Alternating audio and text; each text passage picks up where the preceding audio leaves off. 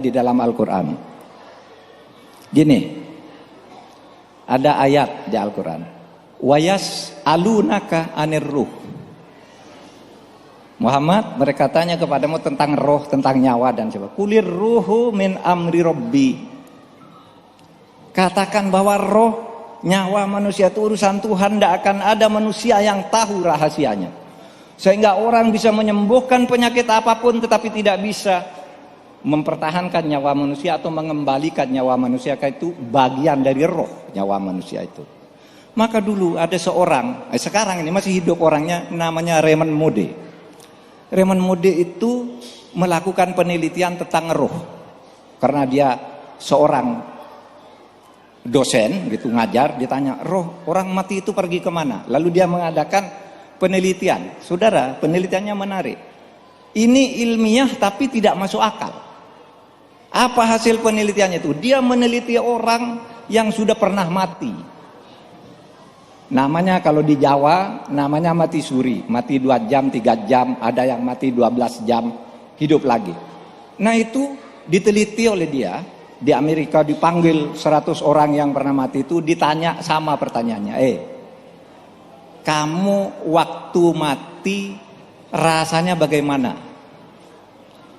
Sama tuh 100 orang tuh jawabannya, saya keluar dari tubuh saya terus ke atas.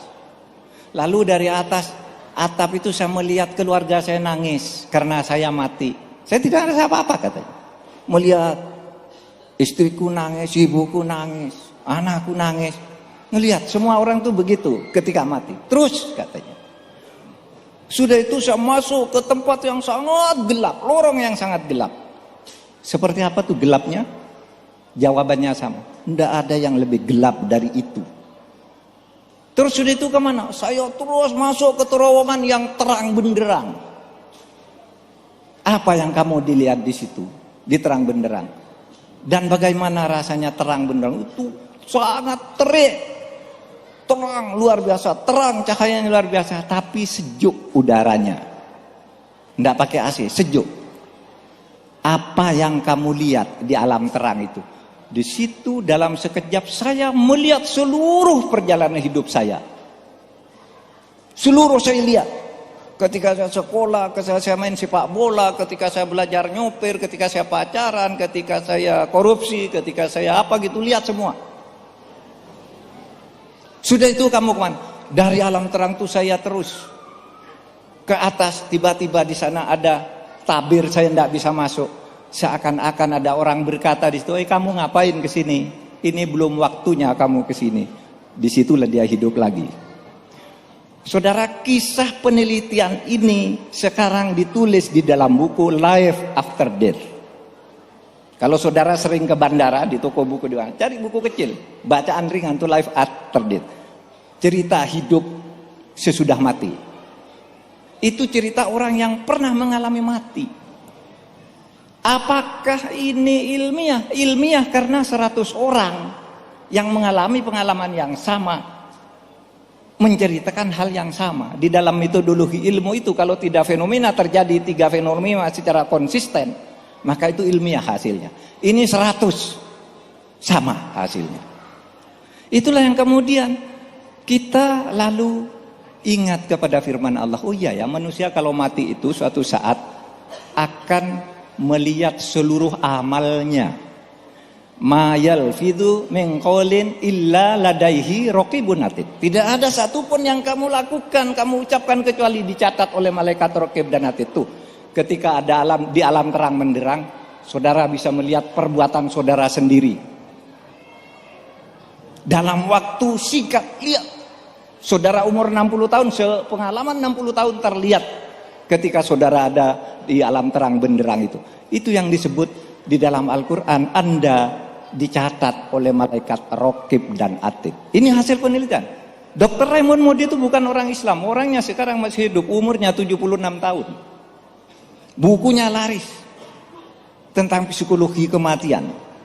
Ada juga di Al-Quran, Al-yawma nakhtimu ala afwahihim wa tukallimuna aydihim wa tasyhadu arjuluhum bima kanu yaksibun. Saudara, hari ini kata Al-Quran, di pada hari kiamat besok Nakhtimu ala afwahihim, kukunci mulutmu. Wa tukallimuna aidihim, tanganmu yang akan mempersaksikan apa yang kamu lakukan. Jadi besok kita tidak bisa kata malaikat, saya tidak berbuat apa-apa, saya tidak dosa. Tidak bisa, kunci mulutmu. Wa tukallimuna aidihim, tangan-tanganmu yang akan menjelaskan tentang perbuatanmu. Wa tasyhadu arjuluhum, dan dibenarkan oleh kaki-kakimu tentang apa yang pernah kamu lakukan di dalam hidup. Nah, ini Al-Quran itu bercerita sekali itu dengan sangat ajaib. Itulah sebabnya disebut di dalam Al-Quran itu, ya, disebut di dalam Al-Quran, kalau engkau ingin mendapat pahala, bacalah terus Al-Quran. Dapat pahala yang banyak. Bahkan disebutkan kamu baca satu huruf Al-Quran saja, kalau dengan niat ibadah dapat pahala. Saya hanya hafal alif, ya alif. Saya tidak bisa baca Al-Quran, hanya bisa Bismillahirrahmanirrahim. Baca saja berulang-ulang Bismillahirrahmanirrahim. Saya hanya bisa baca Allah, Allah, Allah. Baca terus Allah, Allah, Allah. Itulah sumber pahala yang akan membersihkan dosa-dosa kita. Nah, saudara sekalian, akhirnya saya ingin katakan, beragama itu harus enak. Beragama itu harus enak. Kalau saudara beragama kok perasaannya tidak enak, beragamanya itu salah. Orang yang perasaannya tidak enak beragama itu kalau tidak toleran. Kalau ada orang beda marah. Kalau ada orang tidak ikut sholat dianggap kafir. Itu agama tidak enak. Oleh sebab itu beragama itu harus menimbulkan hati yang enak. Kalau Anda dengki, marah, ingin radikal dan sebagainya, beragamanya pasti salah. Karena agama itu rahmah, agama itu rasa nyaman. Sehingga kalau saudara ingin beragama dengan baik, ya yang enak saja, tetapi jangan seenaknya. Beda agama enak dan seenaknya. Termasuk tadi baca Al-Quran itu bagus sekali. Itu bagian dari qiraatus sab'ah, qiraah sab'ah. Tetapi saudara jangan katakan bahwa satu-satunya bacaan Al-Quran itu yang qiraah sab'ah. 7 macam qiraah. Qiraah dengan langgam Jawa juga boleh. Ini penting, karena dulu kan waktu Pak Menteri Agama Pak Saifuddin Luqman Hakim tuh bikin qiraah di istana peringatan Maulid gitu. Lagunya langgam Jawa, lalu dia kecam, lalu berbagai itu haram, itu dosa. Tidak ada. Agama itu, Quran maupun hadis tidak mengajarkan langgam. Yang diajarkan itu tajwid dan makhraj. Kalau tajwidnya tepat, makhrajnya tetap, bacaan Al-Quran itu boleh. Oleh sebab itu qiraah seperti tadi bagus. Karena beliau bisa, karena beliau belajar. Tapi misalnya saudara sukanya langgam Jawa, tidak apa-apa. Asal makhrajnya tepat. Saya beri contoh ya. Saya tadi nulis syair apa ini? Yen ing tawang ono lintang. Nanti dijadikan ayat Al-Quran, coba ya. Yen ing tawang ono lintang cahayu, aku ngenteni tekomu, marang miko mengangkoso mas, sung takoki pawartamu. Bisa enggak baca Al-Quran dengan langgam ini? Bisa, saya bacakan. Alhamdulillahirabbil alamin, Ar-Rahmanir-Rahim, Maliki yaumiddin, Iyyaka na'budu wa iyyaka nasta'in. Benar kan? Benar. Tajwidnya benar, makhrajnya benar. Tajwidnya benar, makhrajnya benar. Kalau ada yang mau nyalahkan ngacung, enggak salah. Enggak salah. Jadi qiraah sab'ah itu ya, karena dulu ceritanya itu, ini ada cerita yang bagus. Kenapa muncul istilah qiraah sab'ah? Suatu saat, ini yang terakhir nih, biar saudara menghayati Al-Quran itu benar. Suatu saat Umar bin Khattab itu sholat bermakmum kepada seorang namanya Hisham bin Hakim. Lalu Hisham bin Hakim itu membaca ayat, "Lah kok beda ya? Kok beda ya dengan yang dilakukan oleh Nabi Muhammad?" Marah Umar tapi tetap sholat. Sesudah sholat salam dipanggil, "Hisham," katanya, "kamu kok baca ayat Al-Quran seperti itu tadi?" "Loh, saya diajari Nabi Muhammad baca Al-Quran seperti itu." "Salah itu," katanya, "saya diajari Nabi Muhammad tidak seperti ini." Yang baca surat Al-Furqan itu. Lalu mari kalau gitu kita tanya ke Nabi Muhammad.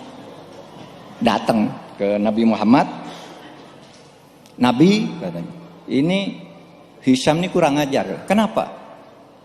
Membaca Al-Quran salah. Terus apa yang dia baca? Dia bacalah, baca surat Furqan. Begitu, ya betul itu kata Nabi. Loh salah Nabi, kamu bacanya gimana? Saya begini, ya itu juga betul tuh. Terus Nabi Muhammad, udahlah jangan bertengkar. Kata Nabi kemudian, "Inna hadzal Qur'an unzila ala sab'ati ahrufin faqra'u ma tayassara minhu." Quran itu diturunkan dalam 7 huruf. Maka kamu baca mana yang kamu suka. Nah, tafsir 7 huruf ini macam-macam. Kalau di zaman Utsman itu tafsir itu diartikan daerah, ya. Ada dulu Utsman tuh membuat 7 Al-Quran, 7 mushaf Al-Quran, 1 diletakkan di Mekah, 2 dikirim ke Syam, 3 dikirim ke Yaman, 4 dikirim ke Bahrain, 5 ke Basrah, 6 ke Kufah, yang 1 diletakkan di Madinah. Itu Utsman. Lalu itu yang dianggap pedoman qiraah sab'ah. Padahal kalau itu ada orang Jawa, mesti dikirim ke Jawa juga Qur'annya. Sehingga bisa langgam Jawa, langgam Madinah, langgam Kufah, langgam Basra, langgam Bahrain. Jadi jangan terlalu ekstrim. Yang penting pedoman-pedoman membaca Al-Quran, artinya apa, makhrajnya bagaimana, tajwidnya bagaimana, sehingga kita dapat mengambil hikmah dan banyak belajar di Al-Quran untuk membangun Indonesia ini.